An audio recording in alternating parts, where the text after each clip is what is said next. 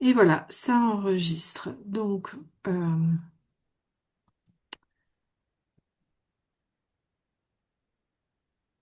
je vous invite, si vous le souhaitez, de prendre des notes et de garder vos téléphones sur silencieux. C'est votre moment à vous. Cette conférence est pour vous.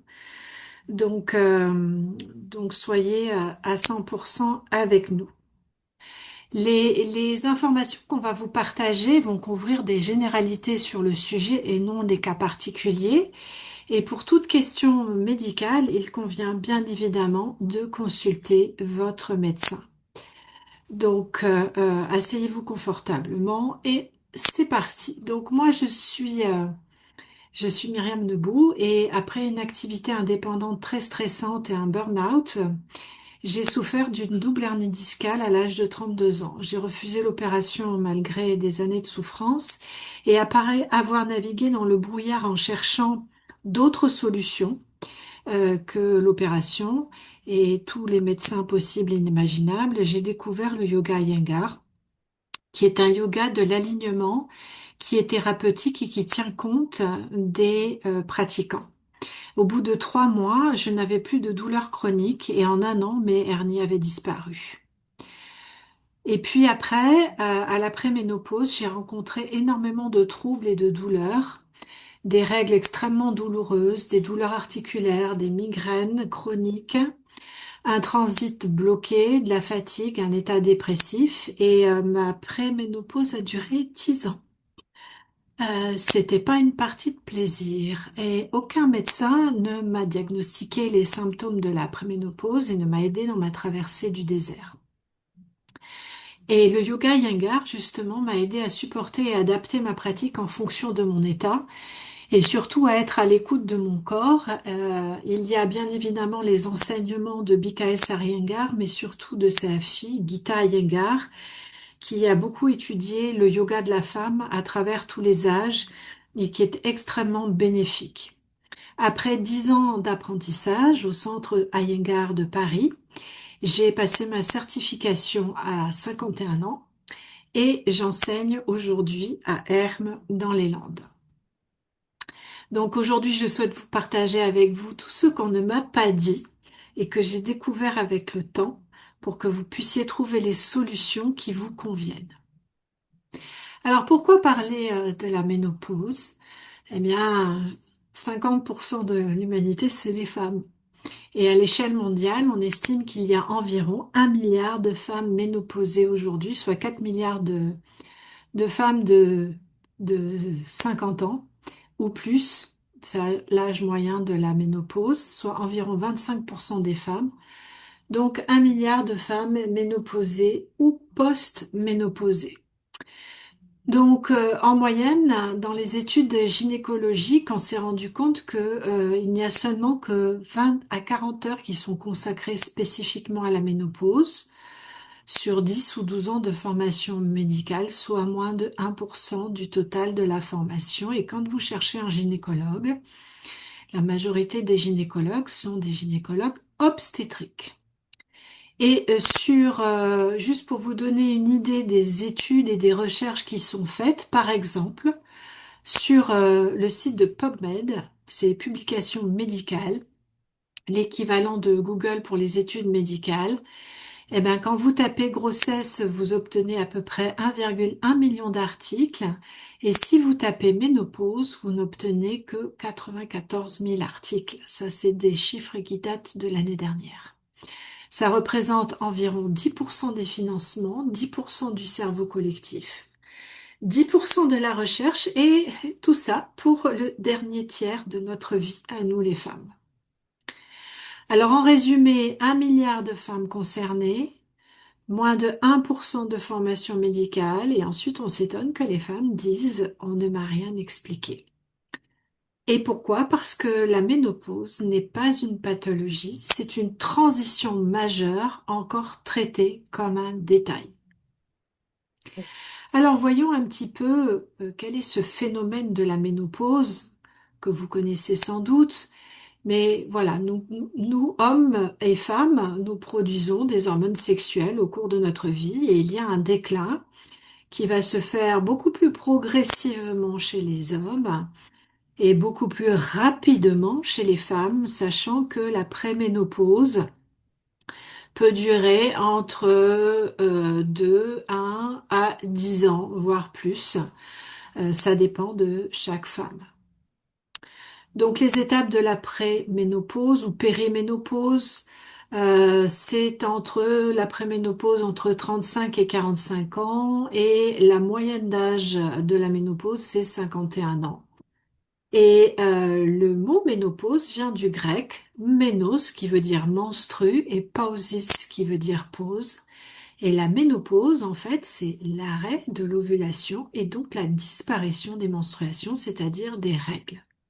Voilà, pour la définition. Alors, pourquoi a-t-on la ménopause? Eh bien, tout simplement, pour reprendre au début de notre vie, à la naissance, les femmes, nous avons à peu près 1 million d'ovules, plus ou moins, et on en perd progressivement tout au long de notre vie. La perte s'accélère avec l'âge et vers 30 ans, il ne reste environ que 10% de la réserve. Vers 40 ans, il en reste environ 3%. Les ovaires déclinent et en moyenne vers 51 ans, elles cessent de produire des hormones sexuelles. Donc les règles s'arrêtent parce qu'il n'y a plus d'ovules. C'est pour ça qu'elles s'arrêtent à des âges différents. Plus d'ovulation, donc plus de raisons biologiques de poursuivre le cycle. Donc chez les femmes, le système endocrinien, surtout les ovaires, vieillit environ 2 fois plus vite que le reste du corps.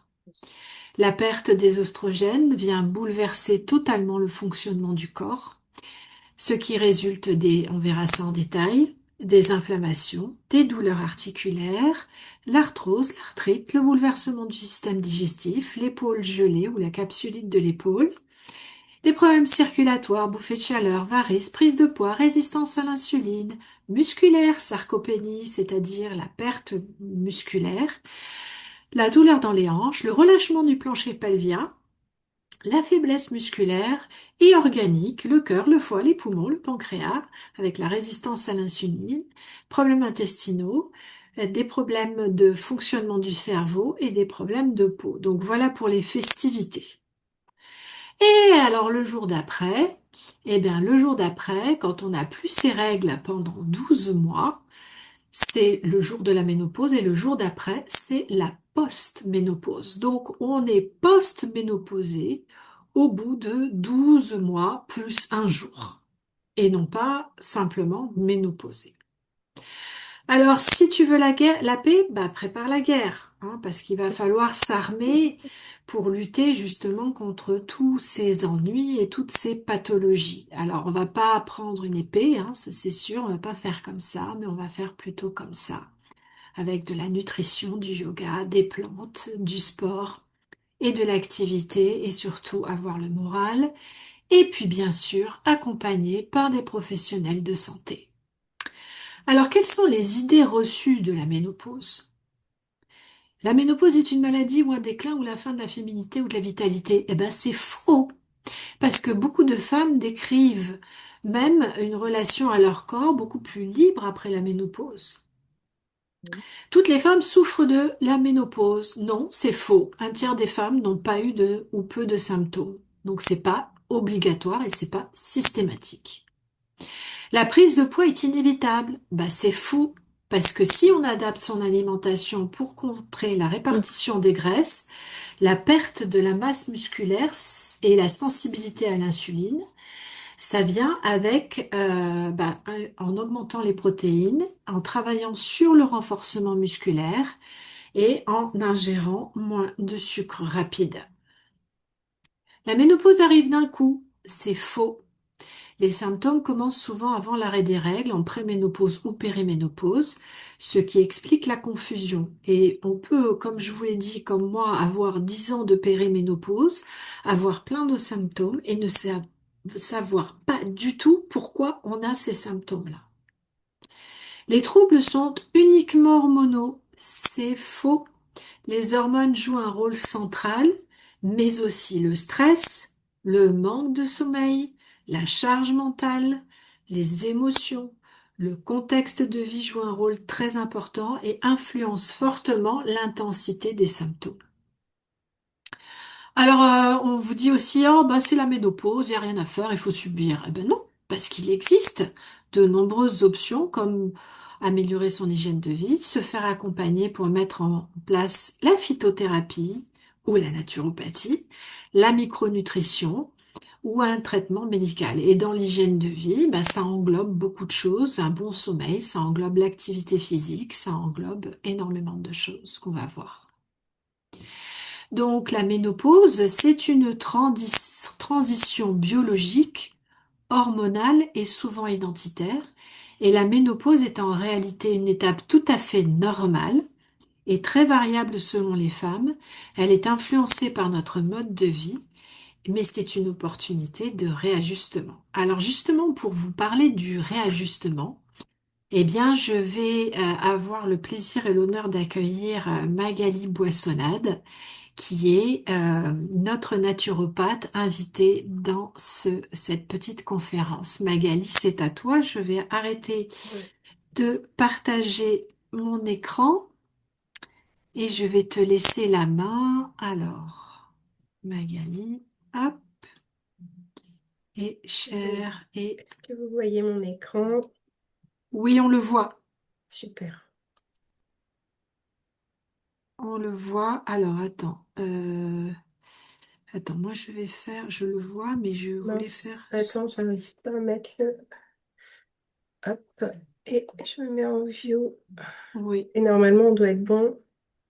C'est juste qu'il faut que je repasse tout ça. Est-ce que c'est bon pour tout le monde, Myriam? Écoute, pour tout le monde, je regarde dans le chat si il y a des commentaires. Est-ce que tout le monde voit l'écran de Oui, Magali? je pense Oui, que normalement, on est super, bon. super. Super. Ouais. Alors, donc moi, je suis Magali Boissonnade, j'ai 49 ans et j'ai décidé d'opérer un virage dans ma vie grâce à la prise de conscience que mon corps est unique et mérite plus d'attention et de soins à la suite de plusieurs problèmes de santé. Donc, j'ai fait deux formations certifiantes, une de naturopathie et une de sonothérapie, qui au début étaient pour moi. Et finalement, je me suis dit, j'ai tellement ouvert et de choses, tellement appris de choses. J'ai modifié mon prisme sur sur les choses. J'ai élargi mes horizons et je me suis dit, ben, je vais faire partager tout ce que j'ai pu apprendre pour pouvoir aider les gens. Donc, je me rends compte aujourd'hui du temps que je gagne pour moi et des bienfaits sur mon corps. Et je veux vous montrer que la naturopathie peut soutenir naturellement les effets et symptômes ressentis de la ménopause et aussi vous apporter au quotidien des bienfaits qui, à long terme, vous donneront une meilleure qualité de vie et une meilleure hygiène de santé. Et une phrase que je trouve très à propos qui est que l'homéostasie du corps est essentielle pour son fonctionnement. L'homéostasie, c'est l'équilibre. Et en fait, équilibrer l'âme, c'est équilibrer le corps. Et si le tout s'accorde, alors la symbiose est exceptionnelle. Et en fait, on va vraiment parler de ça. La tête est aussi importante que le corps. Donc, qu'est-ce que la naturopathie?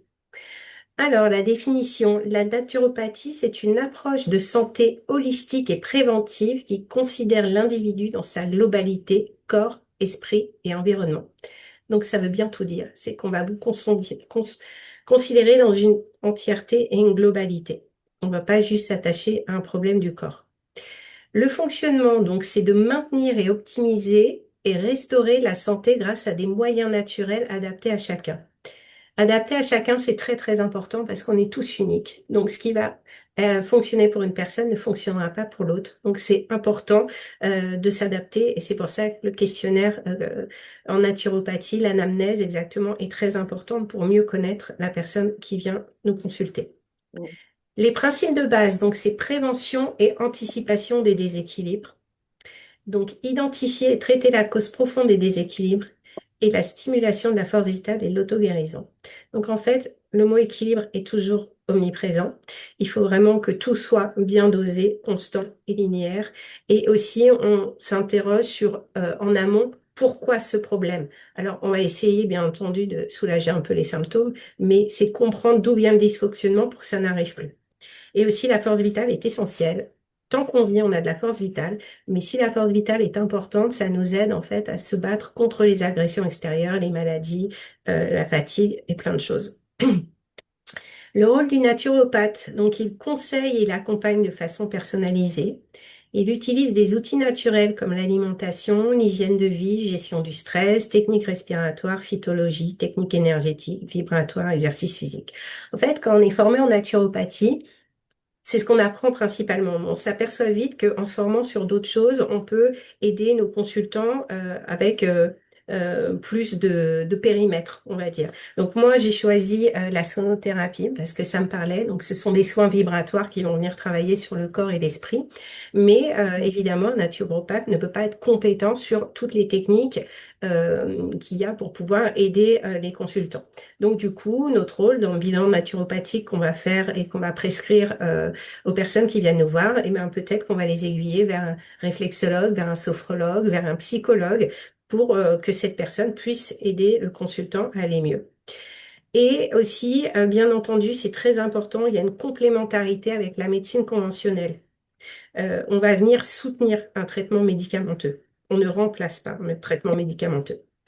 Les objectifs, donc renforcer les défenses naturelles, restaurer l'équilibre global homéostasie, donc, et responsabiliser chacun comme acteur de sa santé. Alors pourquoi cette dernière phrase, elle est importante? Parce que quand quelqu'un vient nous voir, on va lui montrer, on va lui expliquer pourquoi il y a tel dysfonctionnement, qu'est-ce que cette personne peut mettre en place. Ça peut être pour un dysfonctionnement ponctuel, mais c'est aussi rééquilibrer toute la santé et toute l'hygiène de vie. Donc en fait, ce qu'on voudrait, c'est que à la sortie de généralement ces 4 consultations, que la personne soit vraiment en autonomie et puisse reproduire ça tout au long de sa vie. Alors bien sûr, s'il y a d'autres problèmes, la personne peut revenir nous consulter, mais c'est important, cette autonomie, elle est vraiment importante parce que ça veut dire qu'il y a une prise de conscience qui a été mise en place. Et on définit le terrain. Donc le terrain, qu'est-ce que c'est? Ça désigne l'ensemble des caractéristiques propres à une personne qui influencent sa manière de réagir face aux agressions extérieures, aux déséquilibres ou aux maladies. Il s'agit d'une sorte de carte d'identité biologique et énergétique qui rend chaque individu unique. Le terrain détermine la prédisposition au déséquilibre ou pathologie. Le naturopathe cherche à observer, analyser et comprendre ce terrain lors de l'anamnèse, faite en début de consultation. Plutôt que de traiter uniquement un symptôme, il renforce et équilibre le terrain, permettant ainsi à l'organisme de mieux s'adapter et de retrouver sa vitalité. Alors moi, j'aime bien comparer la naturopathie à une plante verte. En fait, une plante, si vous lui donnez de l'eau, mais vous la mettez dans un placard, il va manquer quelque chose. Si on la met au soleil, mais qu'on va lui verser de l'essence ou d'autres produits toxiques, elle ne va pas non plus s'épanouir. Il faut changer la terre, il faut la mettre dans un joli pot, il faut en prendre soin. Des fois, il y en a même qui parlent aux plantes. Donc, c'est ça pour vous dire que c'est une totalité, une globalité, c'est plusieurs choses, c'est une synergie de bonnes pratiques. Et du coup, c'est vraiment important de comprendre ça. C'est-à-dire, si vous faites une seule chose de bien, alors évidemment, ça sera très bien, mais si vous complétez avec plein de bons réflexes et plein de bonnes choses, vous allez voir que les effets, ils vont être démultipliés. Et très, très important, donc le naturopathe, ce n'est pas un médecin. On ne le remplace pas. On n'a pas le droit de faire de diagnostic. On vient en prévention, en soulagement et en écoute pour le client. C'est-à-dire que souvent, les personnes qu'on voit, elles ont déjà consulté un médecin, elles ont fait des bilans sanguins, elles ont fait des analyses. Nous, on n'a pas le droit de les consulter, hein, ces bilans sanguins, mais au moins, vous venez avec un diagnostic qui est posé et après, on peut intervenir dessus pour vous aider. Alors, les symptômes, ben, vous l'avez vu, Myriam en a déjà un petit peu parlé, ils sont vraiment extrêmement nombreux. Et des fois, on les vit, mais on ne sait pas que c'est associé à la ménopause parce qu'en fait, du coup, on est mal informé. Alors, le premier, ben, évidemment, les changements menstruels, hein, les modifications, on en a parlé, c'est souvent le premier signe. Donc, c'est des règles plus légères ou plus abondantes, plus ou moins fréquentes que d'habitude, et c'est le symptôme le plus courant de la périménopause. Alors ça aussi, c'est pas très agréable. Les symptômes vasomoteurs, la baisse des niveaux d'œstrogène provoque des bouffées de chaleur et des sueurs nocturnes. Donc tout d'un coup, on prend feu et on enlève tout. Et puis après, on a froid. Bon, c'est passager, mais c'est pas très agréable. La prise de poids, bon, ça non plus, ça fait pas partie de nos préférés, hein, la redistribution du corps, du poids dans le corps. Donc la répartition des graisses se déplace des hanches et des cuisses vers l'abdomen sous forme de graisse viscérale. Alors c'est pas une bonne graisse, la graisse viscérale. Durant la périménopause et la ménopause, de nombreuses femmes constatent une augmentation de cette graisse viscérale, accompagnée d'une diminution de la masse musculaire. Ça accroît le risque de maladies cardiovasculaires, de diabète, de démence ou de certains cancers. D'où la nécessité, vous verrez, on va en parler, de consommer plus de protéines et de faire du sport pour conserver cette masse musculaire qui est essentielle. Les changements psychologiques, donc il y a les fluctuations hormonales peuvent déclencher différents types de changements psychologiques et d'humeur. Les personnes ayant des antécédents de dépression, d'anxiété peuvent éprouver davantage de difficultés durant la transition ménopausique. Et il n'est pas rare de ressentir la dépression, de l'anxiété, de l'irritabilité, des sauts d'humeur ou des crises de panique. La fatigue, bon, bah, on y est toutes, hein, à la fin de la journée, des fois c'est un peu compliqué et ça peut être amplifié justement par la ménopause et la chute des oestrogènes. Donc on ressent de la fatigue, de l'épuisement, ça peut être dû à des fluctuations hormonales, mais pas que les troubles ou à des troubles de sommeil. Et donc une combinaison des deux, ça peut faire que la fatigue est vraiment extrêmement importante et se traduire par un épuisement physique et mental. Les troubles du sommeil, donc le cerveau devient plus sensible au micro-réveil, l'endormissement est plus difficile, le sommeil devient plus léger et fragmenté, et évidemment les épisodes de bouffées de chaleur pendant la nuit, ça casse les cycles de sommeil profond. Donc quand on en a des fois trois ou quatre, c'est sûr que ça perturbe vraiment le sommeil, et le matin quand on se réveille, on n'a vraiment pas l'impression d'être reposé. Si je peux me permettre Oui. de t'interrompre une Mhm. seconde, on avait fait avec le docteur Isabelle Méné une conférence sur le sommeil la semaine dernière. Et la bonne nouvelle, c'est qu'on va pouvoir en refaire une fin février, début mars, pour les personnes qui n'ont pas pu y assister. Et c'était vraiment passionnant. Merci Myriam. Un autre problème aussi qui est assez répandu, c'est le dysfonctionnement sexuel, c'est-à-dire qu'il y a des modifications vaginales. La baisse du taux d'œstrogène rend les tissus vaginaux plus secs et moins élastiques. De plus, il y a une diminution des sécrétions vaginales qui entraîne une moindre lubrification et tout ça, bah, évidemment, ça peut, les tissus s'amincissent, ça peut se déchirer et justement provoquant des douleurs pendant les rapports sexuels. Donc la baisse de la libido, bah, il y a de nombreuses femmes en périménopause qui constatent une baisse de leur désir sexuel. Cela est dû à une diminution des taux d'œstrogène et de testostérone présents plus tôt dans leur vie. Et en fait, il faut bien faire la différence entre avoir une sexualité qui peut être mécanique et avoir une libido qui là va être plus psychologique.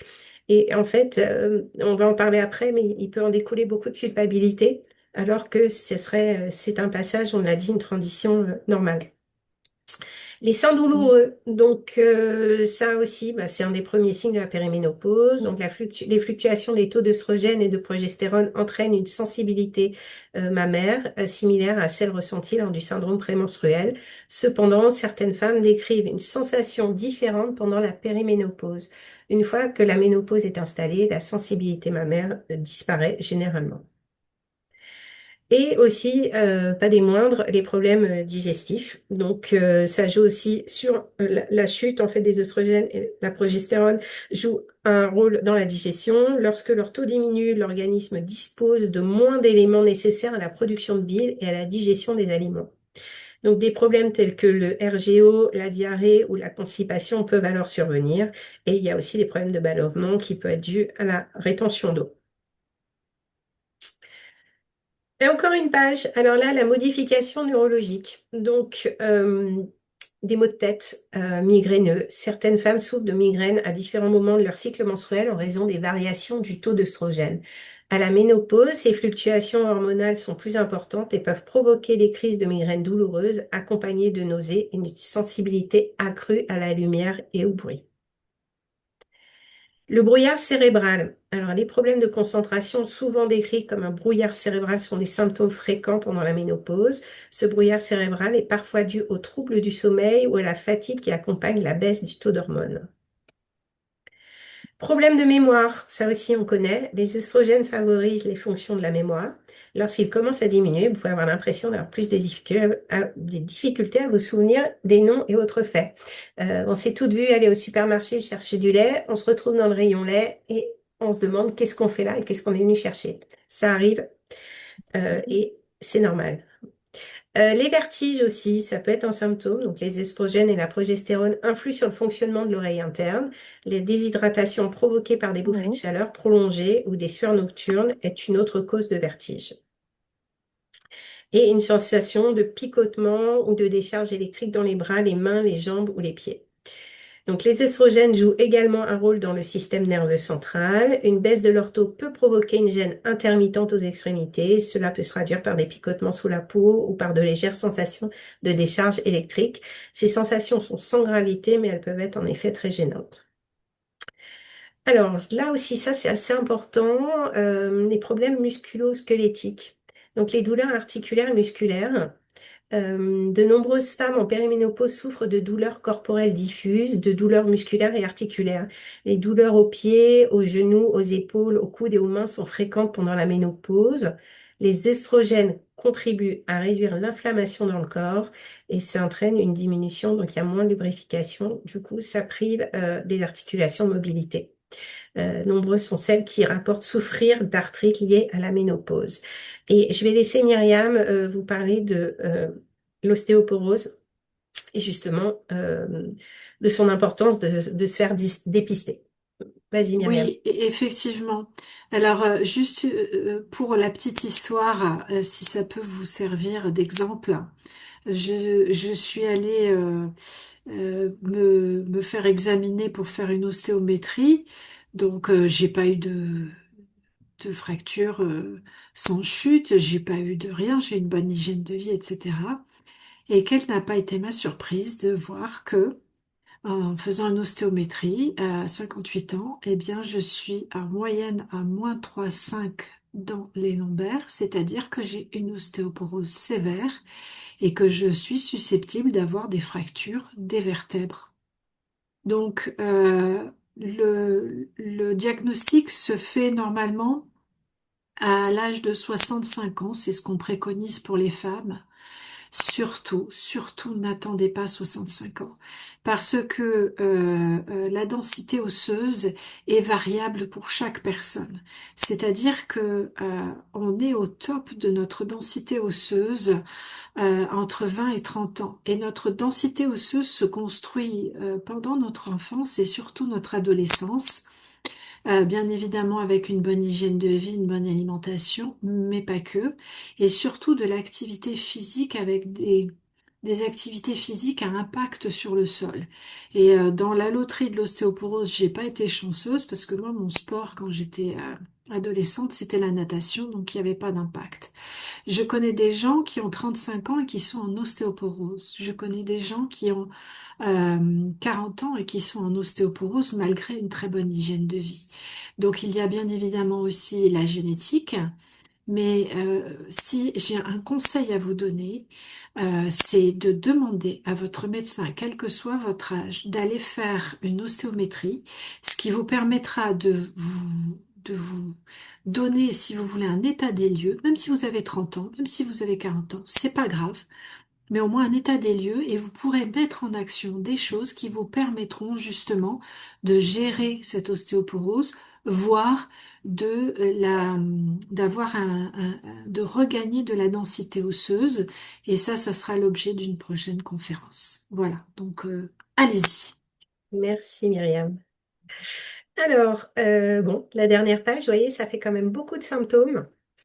Les changements au niveau de la peau, des ongles et des cheveux. Donc, on en revient toujours à cette perte d'élasticité de la peau et aussi donc ongles faibles, cassants ou chute de cheveux. Les yeux secs qui démangent, démangeaisons, irritations ou sécheresse oculaire chronique, cela peut affecter la capacité de votre corps à produire des larmes et entraîner une vision floue, un gonflement des paupières ou une sensibilité à la lumière. Sensation de brûlure dans la bouche. Donc, le syndrome de la bouche brûlante peut survenir pendant la ménopause. La zone autour du bout de la langue est le plus souvent touchée. Une sécheresse buccale peut également survenir. Changement de goût. Donc diminution de l'hydratation corporelle qui influe sur la production de salive, un goût métallique dans la bouche qui peut apparaître. Dysfonctionnement urinaire, donc la baisse des taux d'hormones peut affaiblir les muscles du plancher pelvien qui contrôlent la fonction vésicale. Il peut en résulter une incontinence urinaire. De nombreuses personnes peuvent également souffrir d'hyperactivité vésicale caractérisée par des envies fréquentes et soudaines d'uriner. Les allergies, donc il y a un lien entre les taux d'hormones et la libération d'histamine dans l'organisme. Certaines femmes constatent l'apparition ou l'aggravation de symptômes d'allergie pendant la ménopause. Les odeurs corporelles, bon, ça aussi, c'est pas super. L'augmentation de la transpiration lors des bouffées de chaleur ou des sueurs nocturnes peut entraîner des odeurs corporelles. Les fluctuations hormonales sont également liées à une augmentation de la production de bactéries qui sont responsables des odeurs. Et la capsulite de l'épaule due à un état inflammatoire causé par la perte des oestrogènes. Les articulations ont aussi des récepteurs d'oestrogènes et quand ils chutent, l'inflammation articulaire augmente et la récupération tissulaire diminue. Bon, vous voyez, ça fait beaucoup. Alors généralement, Dieu merci, les femmes ne cumulent pas tous les symptômes, mais déjà quand on en a beaucoup, ça peut vite devenir désagréable, certains plus que d'autres, et puis surtout, ils sont pas vécus avec la même intensité en fonction des personnes. Donc, comment gérer? Alors, je vous le disais, c'est important, c'est d'aller voir votre gynécologue, votre généraliste. Pourquoi? Donc, évidemment, ne pas faire un complément avec un soutien naturopathique. Vous pouvez aller chercher des informations. Alors, comme Myriam l'a indiqué, il y a beaucoup moins d'articles sur ça, mais vous pouvez trouver des livres, des podcasts, des associations qui sont dédiées à ce sujet et aussi mettre en place une stratégie de combat. Rappelez-vous, si tu veux la paix, prépare la guerre. Et donc, voyons ensemble ce qui peut être mis en place comme solution naturelle. Alors, les bons réflexes. Donc, ils sont utiles hein, de les avoir pour la ménopause, mais pas que. En fait, ces bons réflexes sont assez cohérents et ils vont vraiment vous aider à améliorer et à vous sentir mieux au quotidien. Le pilier numéro un de la naturopathie, c'est l'alimentation. C'est incontournable. Donc, il faut avoir une alimentation ciblée, en l'occurrence pour la ménopause sur ce problème-là, et variée, parce qu'évidemment, il faut qu'on arrive à donner à notre corps beaucoup de choses, beaucoup de nutriments. Donc, l'incontournable, fruits et légumes, et oui. Pourquoi? Parce que antioxydants et fibres, le bon microbiote se nourrit des fibres. Donc, c'est extrêmement important d'en apporter à notre corps. Ça facilite aussi la digestion. Donc là, les fruits et légumes que je vous ai mis sont vraiment spécifiques pour la ménopause.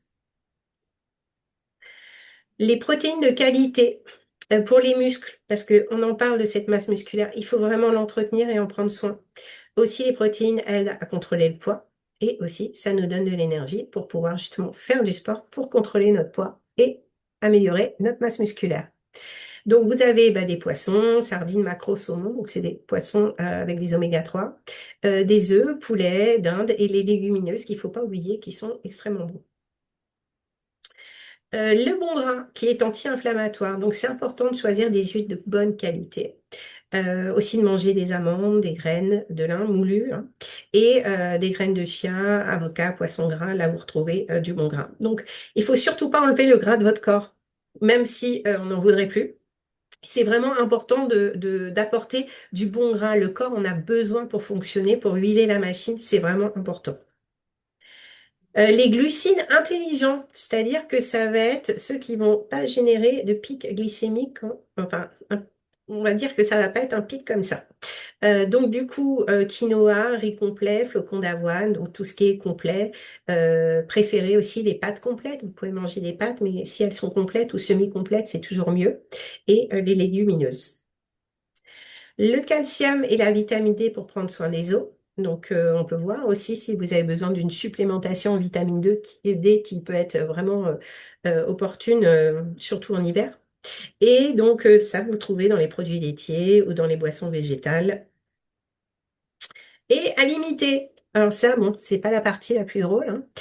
Alcool, café en excès, sucre raffiné, produits ultra transformés, plats très épicés. Bon, dans ce cas-là, parce que pour les bouffées de chaleur. Donc en fait, il faut pas oublier qu'on est humain, hein. Donc le week-end, on aime bien sortir, on aime bien boire un petit verre avec les amis, même des fois en semaine. Le problème, c'est que c'est la récurrence. Donc en fait, si vous arrivez à faire 80% de votre semaine équilibré au niveau des repas. Déjà, vous avez gagné beaucoup de choses. Parce qu'il faut se faire plaisir, on n'est pas des machines.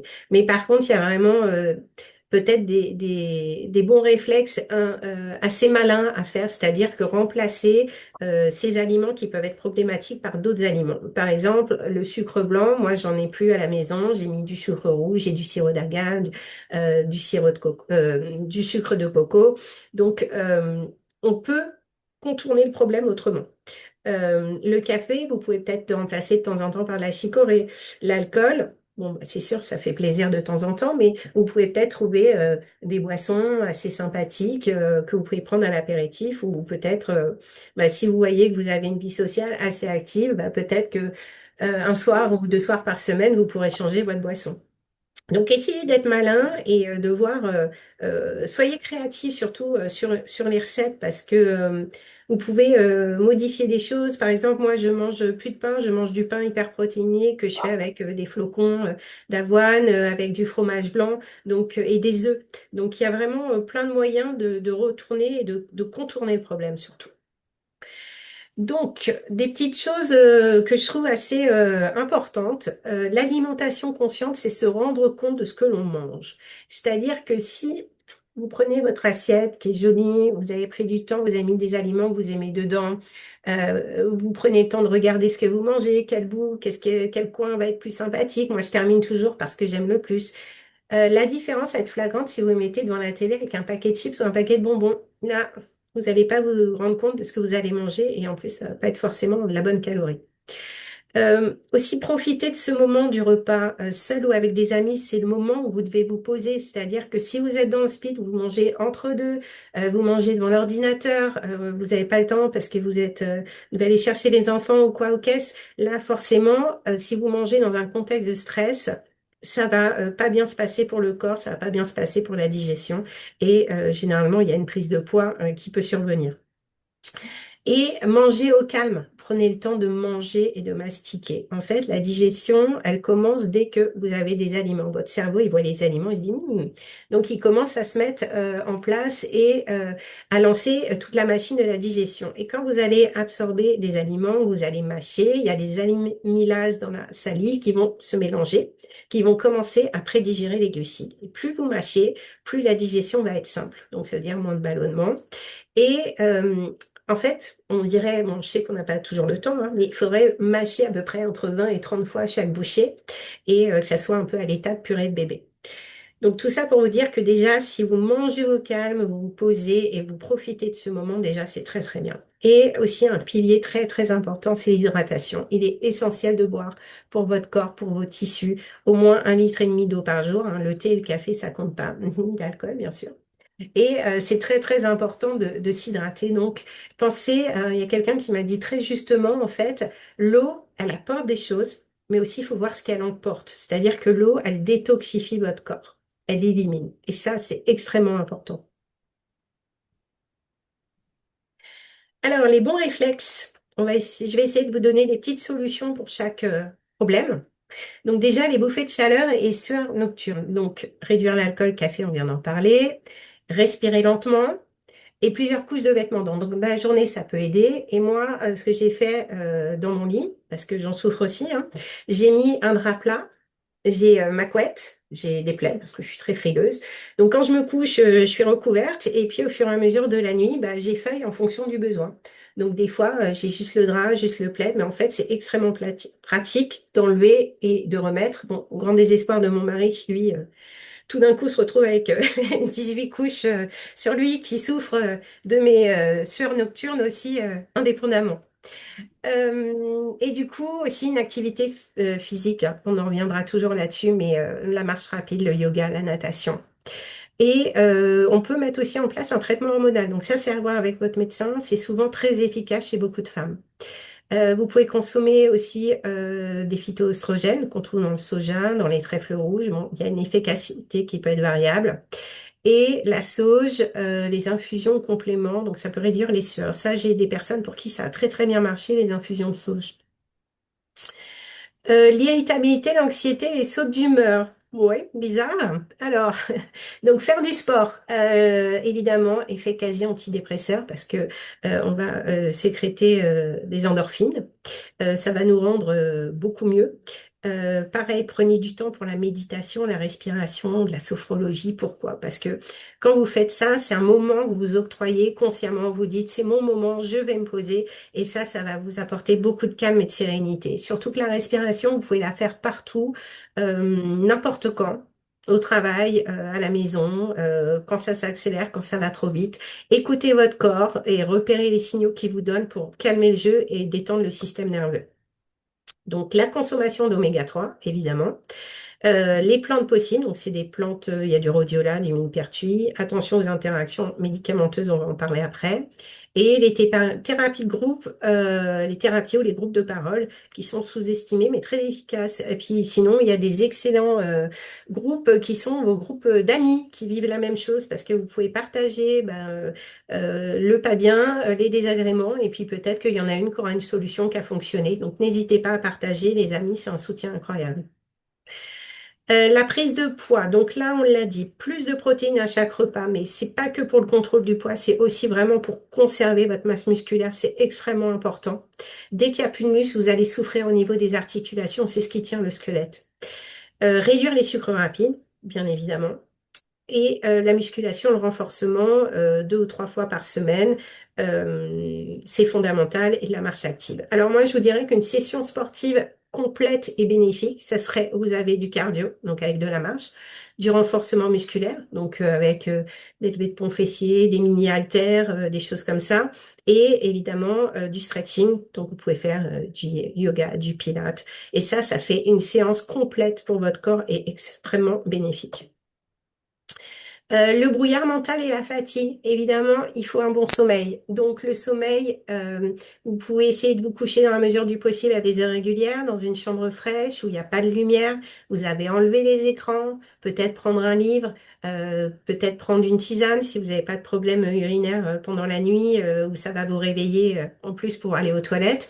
Donc vraiment, ce sommeil, il faut en prendre extrêmement soin. Et le sommeil, il commence le soir aussi. Vous pouvez manger des aliments qui contiennent du tryptophane, qui sont précurseurs, c'est précurseur en fait de la, ça va générer après de la mélatonine, donc l'hormone du sommeil. Et du coup, ça va peut-être vous aider. Donc le soir, vous pouvez faire un repas plus léger, végétal, mettre juste une tranche, par exemple, de poulet ou de blanc de dinde. Ça peut vous aider à travailler le sommeil. Fractionner les tâches et noter plus de choses. Ça aussi, ça va vous apaiser la charge mentale. Donc peut-être que si c'est plus dans votre tête, ça va être posé et votre cerveau, bah, il va pas se mettre en route quand vous allez avoir un micro-réveil. Faire doser, c'est-à-dire faire une prise de sang peut-être pour voir si vous avez des carences et à ce moment-là, on peut supplémenter pour y parer. Un entraînement cognitif léger, donc lecture, jeu, apprentissage, des puzzles, des choses qui font marcher la tête, mais en douceur. La santé osseuse, donc calcium alimentaire, on a vu les aliments où il y avait du calcium et de la vitamine D, des activités avec impact, donc la marche, la danse, le renforcement et la densitométrie osseuse qui est très importante. La sécheresse vaginale et la baisse de libido.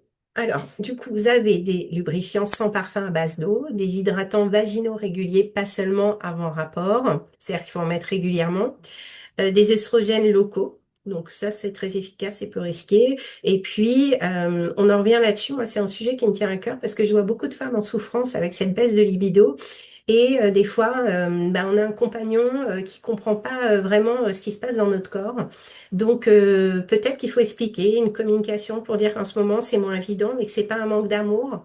Peut-être apporter plus de douceur et de temps. Alors, des fois, c'est difficile de faire comprendre ça parce qu'on se sent vraiment pas bien. Mais c'est temporaire en fait, ça passe. Et je vois des femmes qui sont extrêmement bien dans leur corps en post-ménopause, qui ont une vie sexuelle active.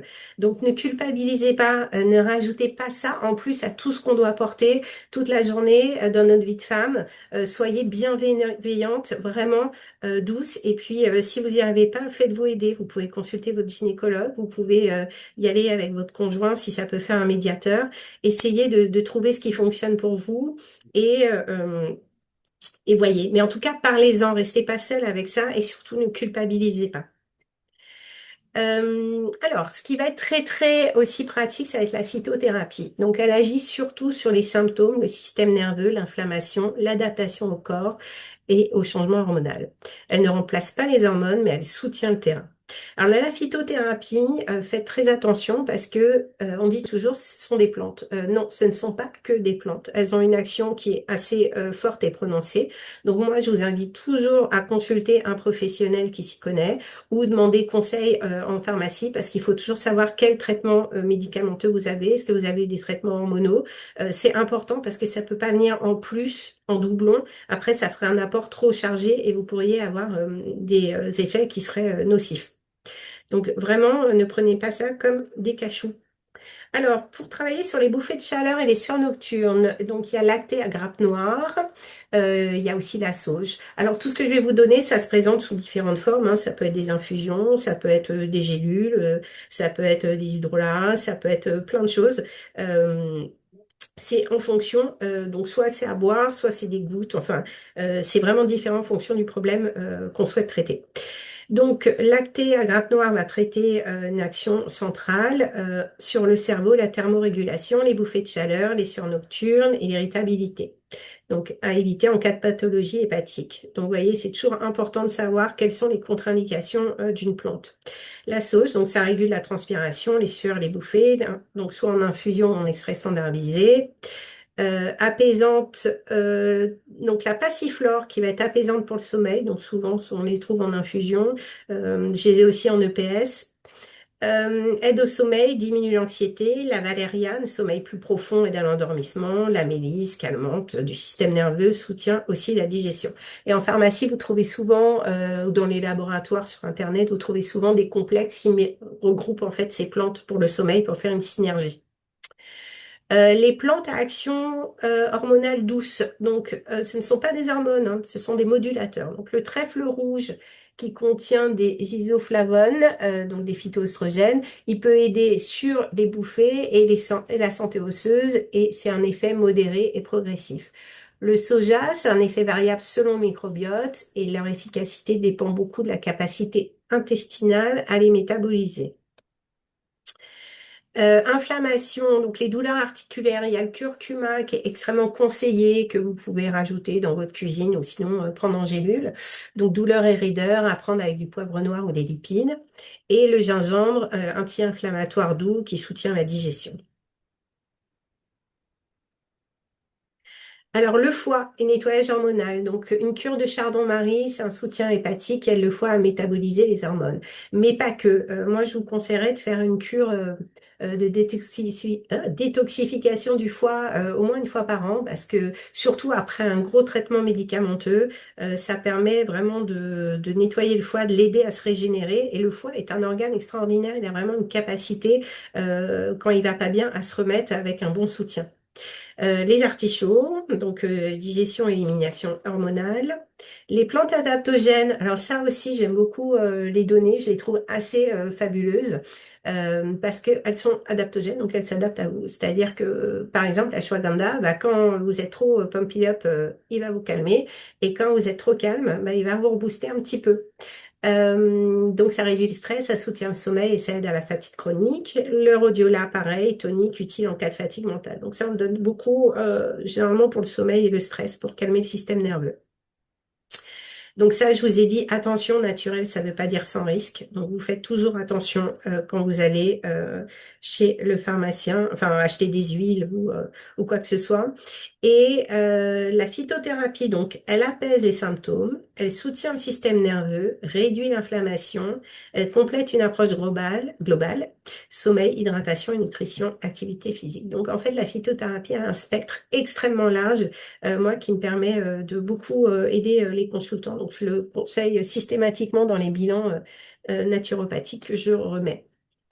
Alors, l'alternative au traitement hormonal de la ménopause. Donc, les alternatives naturelles. Donc, on l'a vu. Donc, il y a les phytoœstrogènes naturels. Donc, soja, trèfle rouge, graines de lin moulu, pois chiches, lentilles, sésame. Donc, ça a des effets légers à modérés. Ça aide certaines femmes sur les bouffées de chaleur, le confort général et les résultats, évidemment, sont variables en fonction de chaque personne. On est tous uniques. La micronutrition, le magnésium, c'est extrêmement important, ça soutient le système nerveux. Pour la digestion, c'est très bien. Donc, c'est vraiment une supplémentation que je conseille aussi régulièrement. Les oméga 3, vitamine D, calcium et vitamine B et soutient le terrain, mais ça remplace pas les hormones. Donc, c'est une aide. L'hygiène de vie, la base est souvent sous-estimée. C'est alimentation, hygiène de vie, c'est donc, vous voyez, alimentation consciente, variée et équilibrée, activité physique régulière, yoga, respiration, méditation, réduction d'alcool, café et sucre, sommeil régulier, effet lent mais profond. Et je vous laisse Myriam parler de sa partie yoga. Alors, comme tu as la main, je veux bien que tu passes Ah oui, oui, la partie yoga. Oui, oui, pardon. Mm. Alors, la partie yoga, il faut savoir que le yoga il fait pour tout le monde. Il est fait pour qu'on soit jeune ou moins jeune, qu'on soit bien portant ou malade. Il est fait pour tout le monde. Et pour les femmes, dans la pratique du yoga Iyengar que j'ai suivi et que je pratique, nous avons des postures qui aident les femmes à la ménopause. Pourquoi? Parce que ça va travailler sur le système endocrinien. On va travailler sur l'hypophyse, on va travailler sur pas mal de choses. Et en fonction de comment on se sent et en fonction de l'objectif qu'on souhaite avoir, il y a des séries de postures que l'on peut pratiquer lorsqu'on commence à pratiquer un petit peu. Et c'est ce que j'essaye de faire dans mes cours en fonction de l'état de mes élèves. Eh ben, ce que j'avais prévu parfois ne fonctionne plus. Et en fonction de l'état d'un élève, eh ben, je vais m'adapter et on va aller faire une pratique qui sera beaucoup plus adaptée et notamment en fonction des problèmes de ménopause. Donc, je vous invite vraiment à vous rapprocher d'un professeur de yoga si vous avez envie de tenter l'aventure. Vous verrez, on vous demandera pas de faire la posture sur la tête la première fois. On va y aller en douceur. Et le yoga a une grande partie thérapeutique. Il faut savoir que dans la tradition indienne, Euh, vous avez Patanjali qui a écrit les Yoga Sutras, mais pas que. Il a écrit aussi la pratique de l'Ayurveda. Donc, ce qui soutient le corps et qui prévient des inconforts et des maladies, c'est la pratique du yoga dans son ensemble, que ce soit la respiration, la pratique posturale, la philosophie aussi qui vous aide à vous apaiser. Et tout ce qui ne peut pas être soutenu par le yoga peut être complémenté par l'Ayurveda, qui est la science de la vie. Mais l'Ayurveda, c'est la naturopathie, c'est exactement la même chose. Donc, je vous invite vraiment à Ah, aller Myriam, travailler on votre... avait perdu le son là. Ah bon? Oui. Vous m'avez perdu? Mm, mm. Alors, on ne m'entend plus? Des petits messages, là, tapez-moi les messages. Alors, Là, c'est bon, on t'entend hein, maintenant. ah si, on m'entend. Donc, vous Mm. m'avez entendu jusqu'à quand? Écoute, j'ai un doute parce que du coup, j'ai perdu le. Je Le sais pas si vous fil. voyez toujours mon écran. Ah, il y a des gens qui ont tout entendu. Oui, Bon, on a bah, c'est tout super. Bon, bah, entendu. c'était chez moi le problème alors. Bon, Ok, alors c'est excusez-moi. super. Donc, yoga, Ayurveda, naturopathie, c'est ce que j'ai dit en fait, Magali, c'est Mm. que la naturopathie, ça rejoint l'Ayurveda.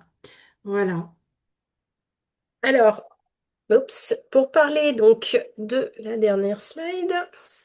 Donc, on parlait aussi de l'acupuncture. L'acupuncture, c'est vraiment une aide précise et extrêmement efficace. Donc, en médecine chinoise, la ménopause n'est pas une panne hormonale, mais un rééquilibrage de l'énergie, surtout des reins, du yin et du feu. L'acupuncture agit sur le système nerveux, la thermorégulation, le stress et le sommeil, l'équilibre émotionnel.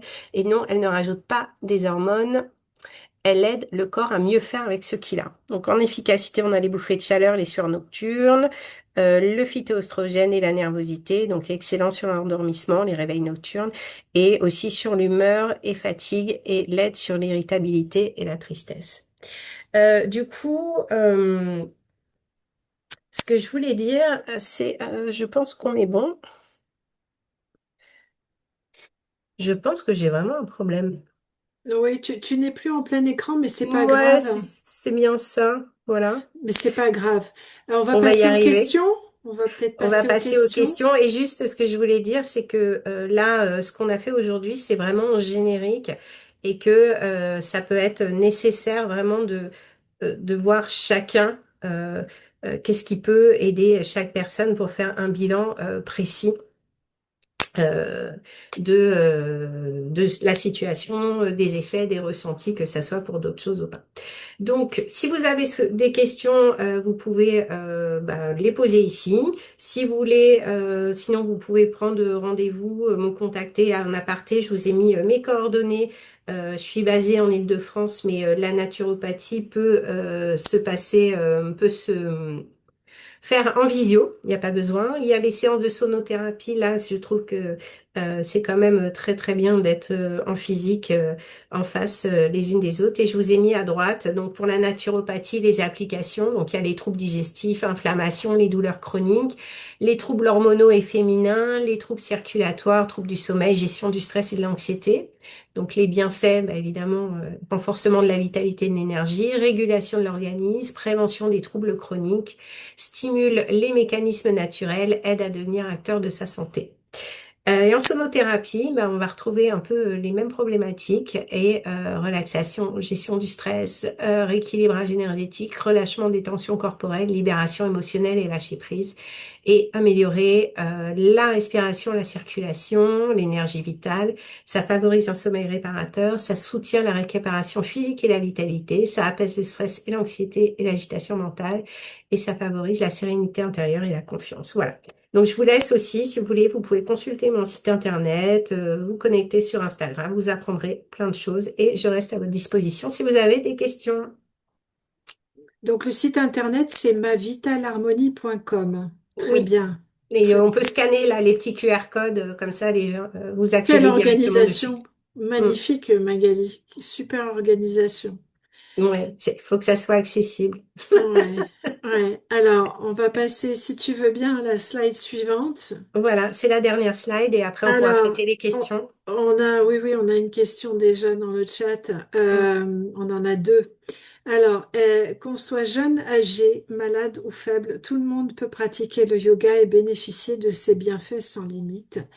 C'est un texte de la Yoga Pradipika qui date d'il y a 2000 ans. Donc, vous voyez, les Indiens savaient déjà comment gérer le corps dans son ensemble.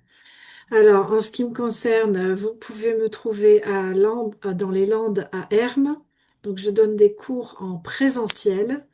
Mais, j'ai une chaîne YouTube, Yoga Iyengar avec Myriam, sur laquelle j'ai diffusé des pratiques et des cours. Donc, mes élèves s'en servent aussi en période de vacances. Donc, vous pouvez y aller. Bien évidemment, le mieux, c'est d'aller dans un cours de yoga et de se faire corriger par un professeur et d'aller en présentiel. Ça, c'est vraiment important. Et je vous invite à consulter l'Association française de yoga Iyengar, la FYI, dans lequel vous pourrez sélectionner la page Trouver un professeur si vous n'êtes pas par chez moi. Et vous avez des professeurs dans toute la France. Alors, on a deux questions. La première question d'Aurélie, quelles sont les postures recommandées pour la ménopause? Alors Aurélie, est-ce que vous êtes déjà pratiquante de yoga Iyengar? De yoga, tout simplement. Alors j'attends la réponse. Oui, d'accord. Alors, il faut, ça dépend l'effet que vous voulez rechercher. Donc, je peux pas vous donner une posologie comme ça. Mais si vous me contactez en off par mail myriam.nebou@gmail.com, je pourrais vous échanger avec vous et voir de quoi vous avez besoin. Voilà, et peut-être que vous êtes dans les Landes, je ne sais pas. Et est-ce qu'en post-ménopause, les symptômes disparaissent? Alors, Maï, moi qui ai tant souffert en préménopause, ça va et ça vient. Ça dépend des symptômes. moi, j'ai eu effectivement en périménopause, comme j'ai dit, des règles douloureuses, des douleurs articulaires, etc. Depuis que je prends le traitement de THS, moi je suis sur traitement substitutif. Pour moi c'est miraculeux. Ce qui est important aussi, ça dépend des symptômes, comme l'a très bien dit Magali, pour éviter les états inflammatoires, c'est d'avoir un foie propre. Hein, la détox du foie, c'est très très très important, avoir un foie clean. Et après, bah, c'est au cas par cas. Moi, ce que j'ai constaté, c'est que j'ai plus de douleurs articulaires, j'ai plus de fatigue, j'ai du brouillard mental comme tout le monde et comme vous savez ce qui m'est arrivé quand j'habitais encore à Paris, je descendais avec mon sac de poubelle et au lieu de le mettre dans la poubelle en bas, j'allais jusqu'au métro avec. Vous voyez, ça c'est particulier de la ménopause. Après, ça dépend des symptômes, mais je pense que toi qui es déjà yogi et qui connais beaucoup de choses, Maï, puisque tu es venue en stage, bah, soit voir avec Magali, mais bon, pour les symptômes, moi, il y a un truc qui a disparu, c'est la mastose importante, donc les seins gonflés. Par contre, j'ai eu l'année dernière et il y a 2 ans des vertiges dus à des cristaux qui s'étaient déplacés dans l'oreille interne. Et ça, c'est vraiment typique de la ménopause et quand on prend de l'âge. Donc, ça se règle très bien avec un kiné. Donc, euh, donc, ah, bah, c'est génial. Elle est sous traitement hormonal depuis octobre. Donc, ça devrait aller mieux. Ça devrait aller mieux, mais tu peux compléter avec des plantes et notamment consulter Magali. Voilà. Est-ce qu'il y a d'autres Ça, questions? ça se prend en charge et ça se nivelle, ça s'atténue en fait. Ouais, ouais, Mm. ouais. Oui, oui. Les surprises viennent et s'en vont et reviennent. Enfin, ça dépend. Voilà. Bon, eh ben, Moi, écoute, j'ai on une va autre passer. question, excusez-moi. Oui, Oui, Oui, je passe en audio parce que c'est compliqué par écrit. Alors, j'ai pas encore la ménopause, j'ai 44 ans, donc je présume oui, que ça se prépare. Mais j'ai en une question, péri. si Mm. je peux digresser un petit peu, vu qu'on est dans la thématique. Moi, je sais que j'ai l'adénomiose et j'ai des règles très abondantes et douloureuses. Magali, est-ce qu'il y aurait des petits conseils pour pouvoir améliorer la qualité de vie au quotidien, sachant que le premier jour des règles est absolument atroce et douloureux? Et voir s'il y avait peut-être une solution. Euh, Avant que Magali réponde, hum, Aurélie, il y a le livre de Gita Iyengar, qui est la fille de oui, Mikael Iyengar, oui, Yoga, le joyau de la femme. Achetez-le. je note. mm. Merci. Alors moi, je pense qu'on peut trouver justement des solutions de confort à mettre en place. Je sais que sur le Yin Yoga, Myriam, tu me trompes, mais ou tu me dis si je me trompe, mais je sais que on apprend à prendre des postures et des positions qui vont en fait un peu adoucir et simplifier. On peut trouver des traitements avec des huiles essentielles qui vont adapter tout ça. Après, il faut vraiment, c'est ce que je disais, c'est que il faut vraiment avoir un bilan défini, que je connaisse votre terrain pour pouvoir mieux adapter tout ça. Mais on peut aussi mettre en place, bon, certainement que vous l'avez déjà fait, mais des bouillottes d'eau chaude. Moi, je vois vraiment déjà la position et pouvoir générer ça, on va dire, du confort vraiment avec les huiles essentielles, mais il faudrait que j'en sache un petit peu plus en fait. Il y a peut-être aussi l'Achillée millefeuille. Là, j'ai pas entendu. L'Achillée millefeuille Ok. ou Achillée millefeuille. Regardez ça. Et en yoga, impératif Supta Baddha Konasana. Ouais, c'est ce qui me semblait, t'en avais fait faire, Myriam, un Oui, des oui, cours. Supta C'est pour Baddha ça que je Konasana. pense que déjà, au Les niveau ouvertures du du bassin. confort premier, Mm. de se sentir mieux, je pense que Aurélie, ça serait hyper important, hein. Oui, ouverture du Mm. bassin, pas de pratique sportive intense quelques jours avant les règles, c'est-à-dire 3, 4 jours avant les règles, quand on commence à sentir la fatigue, pas d'abdominaux, on ne se pousse pas au maximum, on ne fait pas monter la température et on commence à préparer les règles avec des postures d'ouverture du bassin et des postures restauratives pour refroidir et décompresser le bas du ventre. Et au niveau de la phytothérapie, il y a aussi des infusions qu'on peut prendre en fonction de la période du cycle pour pouvoir aider justement à mieux Mm. contrôler et tout ça. Mais c'est vraiment particulier et il faut vraiment s'intéresser à chaque cas en fait. Mm. Merci beaucoup, j'ai tout noté. Avec plaisir Aurélie. Est-ce qu'il y a d'autres questions avant de clore la conférence?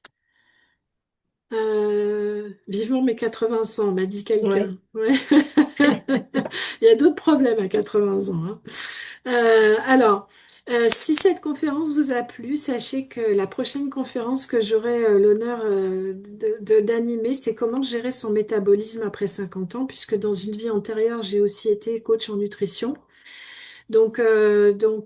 Gérer son métabolisme au niveau de l'énergie, au niveau du contrôle de poids, bon, pas forcément le poids, mais au niveau de la sarcopénie, à tous ces niveaux-là. Et là, ça peut concerner aussi ces messieurs que nous adorons. Voilà, voilà. Il me reste plus qu'à vous remercier pour votre présence et vous recevrez les informations pour les prochaines conférences par le biais que vous avez eu. Et sachez aussi qu'on a prévu de faire une autre conférence sur le sommeil euh, fin février, début mars. Voilà. Eh ben, écoutez, je vous souhaite une douce nuit. Magali, si tu veux que je te laisse le mot de la fin?